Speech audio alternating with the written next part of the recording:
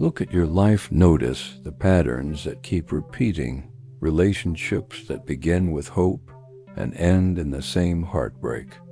Friends who betray trust, lovers who disappoint, colleagues who drain you. If this feels painfully familiar, you're not imagining it.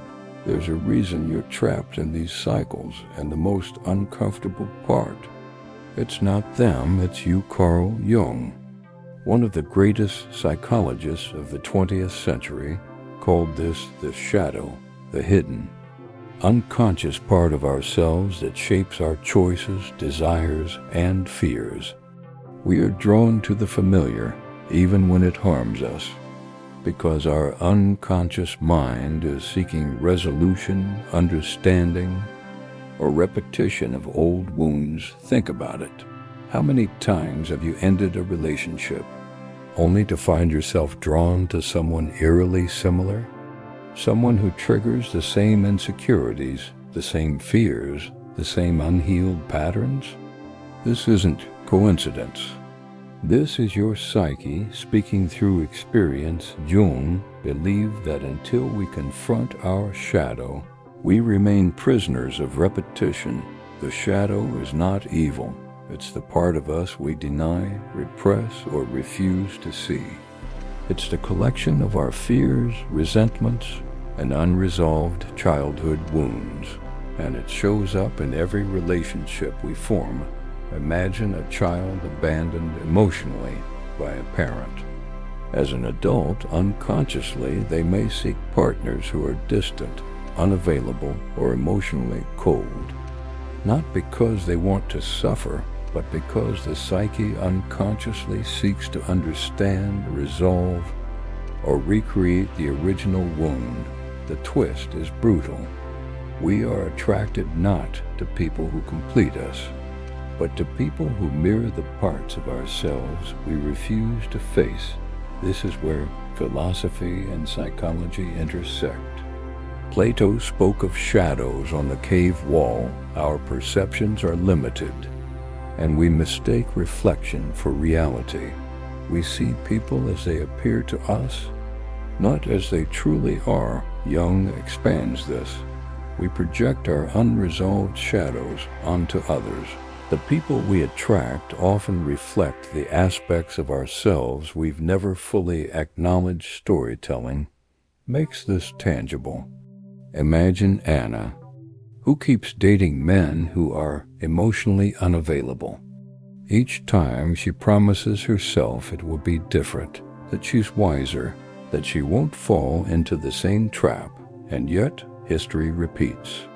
Each heartbreak triggers not anger at them, but discomfort, shame, and familiar loneliness. What Anna doesn't realize is that her unconscious self is unconsciously drawn to men who mirror the emotional abandonment she experienced as a child. Her shadow is seeking acknowledgement, resolution, and ultimately integration. The people around us are often mirrors of our unhealed wounds. And as Jung warns, ignoring these patterns ensures they repeat.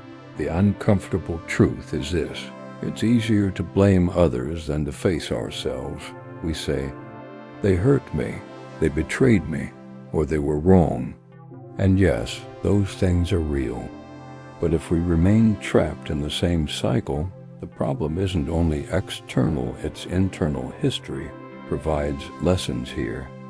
Bonhoeffer, confronting moral cowardice under the Nazis, warned that failing to recognize one's own complicity allows patterns of harm to continue.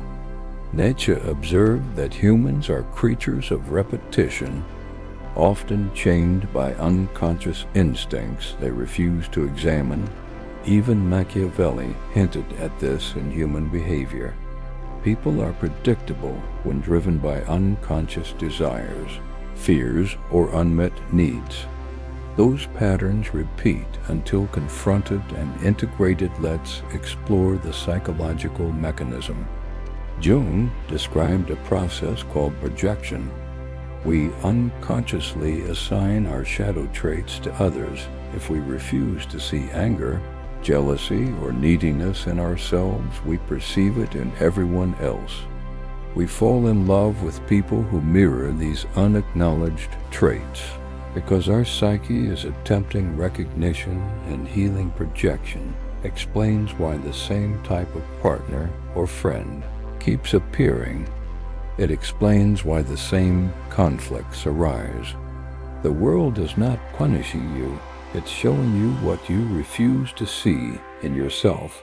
Analogy is simple. Imagine carrying a heavy, invisible backpack full of stones. You don't know it's there. Every person you meet seems to push your buttons, irritate you, or trigger pain. But the stones are yours. And until you unpack them, acknowledge, face, and integrate them, you will keep stumbling over the same obstacles. Let's take this further. Jung introduced the concept of individuation, the process of becoming whole by confronting the shadow and integrating it into consciousness. This is the antidote to repetition. When you begin to recognize your unconscious patterns, the cycle of failed relationships can end. Individuation requires courage. It means admitting that part of the reason you're hurt is because of what you haven't faced inside yourself. It means confronting childhood wounds, insecurities, fears of abandonment, and even patterns of selfishness or avoidance. It's painful. But liberation lies here. Here's a story. A man named David kept entering relationships where he felt unworthy and unseen. Each partner left him feeling rejected. Over time, he sought therapy and explored his unconscious patterns. He realized he had repeatedly attracted emotionally unavailable women because he had never felt safe as a child. Once he faced this shadow, acknowledging his fear of abandonment and his tendency to seek validation, he began making different choices. Not everyone in his life changed, but his approach did. He stopped repeating the pattern, stopped being drawn to what hurt him, and began forming relationships that reflected conscious choice rather than unconscious repetition. Paradox. Losing the illusion that love will fix me allowed him to truly connect. Facing the shadow creates freedom. Philosophy adds another layer. Plato's allegory of the cave shows that humans mistake shadows for reality. In relationships, the shadows are projections. We see qualities in others that belong to ourselves. Until we leave the cave, until we confront our shadows, we remain prisoners of repetition. Jung didn't promise comfort. He promised awareness. And awareness is liberating, but it is also uncomfortable. Here's the twist most people don't expect. The people you think are toxic are often your teachers. They reflect the parts of yourself you've denied. They are the mirror you refused to hold. Blame dissolves when you realize they are showing you what you must see. Integration doesn't mean excusing harmful behavior. It means recognizing your patterns, understanding your projections, and breaking free from unconscious repetition. The ultimate lesson: you are drawn to relationships, not just by attraction or desire, but by unacknowledged parts of yourself. Until you explore your shadow, you will keep repeating the same cycles. But once you begin this work, once you face the parts of yourself you've hidden, you begin to choose consciously rather than react unconsciously. You stop attracting mirrors of your wounds. You stop reliving the same heartbreaks. You reclaim your power. So ask yourself, what patterns keep repeating in your life? Who triggers you in ways that feel familiar?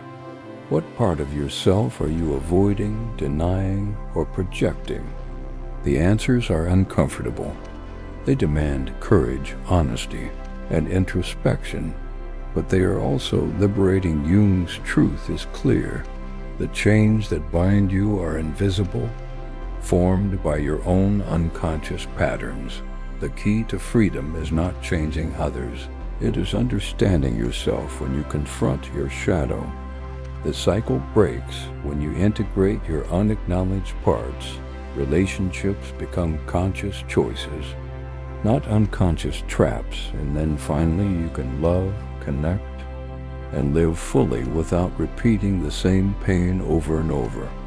Because the only way to escape repetition is to face yourself, and the moment you do, everything changes.